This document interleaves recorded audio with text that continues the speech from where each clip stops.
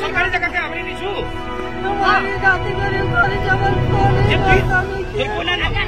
सरकार की बेसरकार ना जाना लगे हमारे भाई जाए ना किया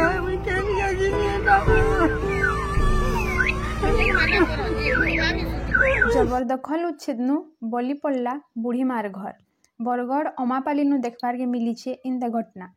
जीरा नदी तरानु जड़े बुढ़ीमा घर कर रोथबार बेले तार घर के उच्छेद करा जाइछे। अलगा आड़े बुढ़ीमार घर भंगा जाइतिबार बेले बरगढ़ सहर भिन्न भिन्न जगानु बहुत धनी लोग बंद कंटा रास्ता घाट के आवरी करी बड़ बड़ बिल्डिंग तैयारी करिछन हेले प्रशासन से ताकि आखि बुझी देथिबार के नहीं करी लुके नापसंद करुछन। गुरुवार प्रशासन तरफ सरकारी जगह जबरदखल उच्छेद करा जाइतिबार बेले केंता रहिछे उच्छेद प्रक्रिया देखुन ई वीडियो नु।